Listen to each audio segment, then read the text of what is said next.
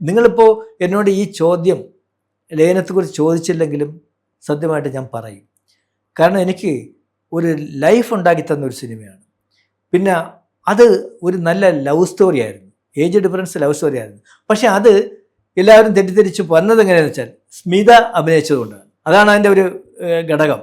അതായത് ഞാൻ ആക്ച്വലി ആ സിനിമയ്ക്ക് വേണ്ടി കഥ എഴുതി, സ്ക്രിപ്റ്റ് എഴുതി ഞാനിത് ചൗധരി സാറിനോട് സംസാരിക്കുമ്പോൾ എൻ്റെ ഉള്ളിൽ സുമലതയായിരുന്നു.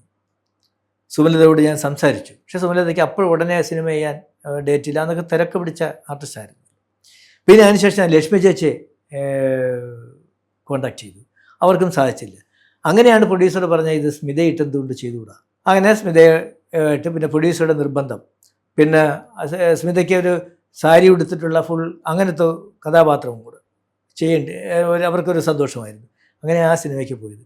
പിന്നെ ബിസിനസ്സിന് വേണ്ടി അവർ പലയിടത്തിലും ആ സിനിമ റിലീസ് ചെയ്തപ്പോൾ എക്സ്ട്രാ ചില പൊടിക്കൈകളൊക്കെ ചെയ്യേണ്ടി വന്നു. അതാണ് അതിൻ്റെ ഒരു ഇത്. പക്ഷേ അതൊരു നല്ല ലവ് സ്റ്റോറിയാണ്. ഇന്നും ഞാൻ അതിനെ സ്നേഹിക്കുന്ന ഒരു സിനിമയാണ്.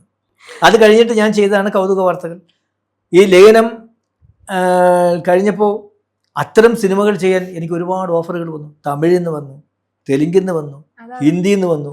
പിന്നെ അങ്ങനത്തെ ഒരു സിനിമ ഞാൻ ചെയ്യില്ല. ഞാൻ പറഞ്ഞു, എൻ്റെ പ്രൊഡ്യൂസർ എന്നോട് പറഞ്ഞു, ചൗധരി സാർ പറഞ്ഞ് ഡെയിലി ഓരോ പ്രൊഡ്യൂസർ വരുന്നു, നീ അഡ്വാൻസ് വാങ്ങുമെന്ന് പറഞ്ഞു. ഞാൻ പറഞ്ഞില്ല സാർ, എനിക്ക് ഈ ഒറ്റ സിനിമയുള്ള എൻ്റെ മനസ്സിൽ ഇത്, അത് കഴിഞ്ഞാൽ ഇല്ല.